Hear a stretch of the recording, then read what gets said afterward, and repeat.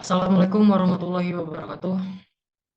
Halo semuanya, perkenalkan nama saya Muhammad Akbar dengan NIM 2302020041. Dan pada video kali ini saya akan mempresentasikan hasil tugas ujian akhir semester pada mata kuliah pengenalan pola. Dan pada tugas ini saya diminta untuk melakukan pengolahan data menjadi model klasifikasi, dan pada proyek ini saya akan menggunakan dataset diabetes serta algoritma random forest classifier. Seluruh proses pengolahan data dan modeling dilakukan menggunakan Google Colab. Oke, seperti yang kalian lihat di sini, saya sudah membuat uh, database-nya, sudah saya panggil atau sudah saya upload ke Google Colab-nya menggunakan kode ini. Lalu di sini saya PDDF read atau baca datasetnya. Di sini terlihat output atau luarannya, yang mana luarannya yang 0 itu berarti tidak diabetes, sedangkan yang satu itu diabetes. Baiklah, langkah pertama yang saya lakukan adalah melihat struktur datasetnya menggunakan fungsi seperti ini. Ya, dari sini saya menemukan bahwa ada beberapa kolom yang memiliki nilai 0, seperti glucose, blood pressure, skin thickness, insulin, dan BMI. Untuk mengatasi hal tersebut, saya melakukan yang pertama, saya mengganti nilai 0 menjadi nilai 6. Lalu yang kedua, saya mengisi nilai 6 menggunakan nilai median. Mengapa median? Karena median lebih tahan terhadap outlier, sehingga lebih aman digunakan untuk data medis. Setelah pre-processing, data saya sudah siap digunakan untuk proses modeling. Lalu selanjutnya, saya melakukan splitting data. Data saya kemudian saya pisahkan menjadi 80% untuk testing dan 20% 80% untuk training dan 20% untuk testing. Menggunakan fungsi train test split agar perbandingan kelas diabetes dan non-diabetes tetap seimbang di data train dan data test. Baiklah, lanjut ke sini, random forest. Mengapa saya memilih random forest classifier?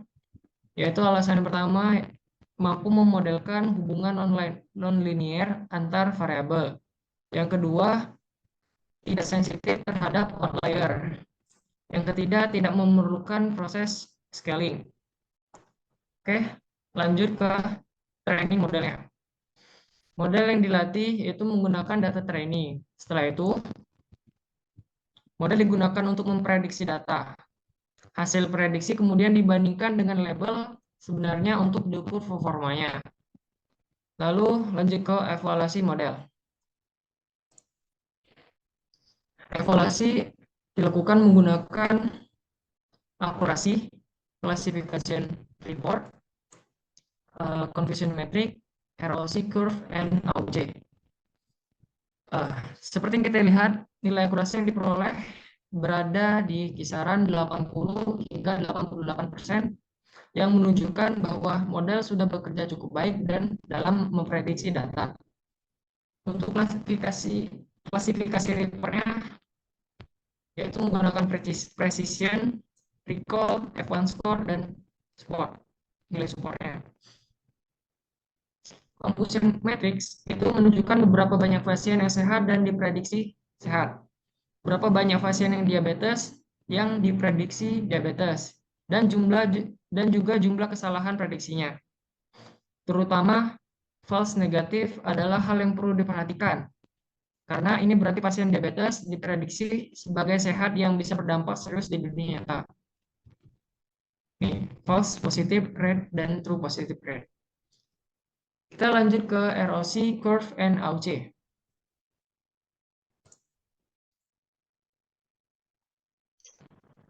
ROC curve menunjukkan keseimbangan antara true positive rate dan false positive rate. Ini adalah tampilan ROC curve-nya. Nilai AUC yang berada di atas 0,8 ini menunjukkan bahwa model ini memiliki performa klasifikasi yang baik secara spesifik. Oke, kita lanjut ke bagian fitur importance. Dari analisis fitur importance, ditemukan bahwa variabel yang paling berpengaruh terhadap diabetes adalah ini. Yang pertama adalah glukosa, BMI, umur, lalu insulin. Hal ini sejalan dengan teori medis bahwa kadar gula darah tinggi, obesitas, dan usia memiliki kontribusi besar terhadap resiko diabetes.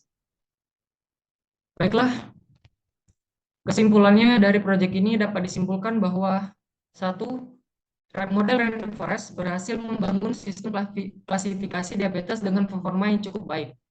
Kedua, nilai akurasi berada di atas 80%. Tiga, AUC di atas 0,8 menunjukkan bahwa model andal dalam membedakan pasien diabetes dan non-diabetes. Keempat, faktor glukos dan BMI dan umur atau age merupakan indikator terkuat dalam menentukan resiko diabetes. Model ini berpotensi digunakan sebagai decision support system sederhana di bidang kesehatan. Baiklah, sekian presentasi yang dapat saya sampaikan mengenai proyek klasifikasi diabetes menggunakan algoritma Random Forest. Terima kasih sudah menonton. Semoga video ini bermanfaat. Wassalamualaikum warahmatullahi wabarakatuh.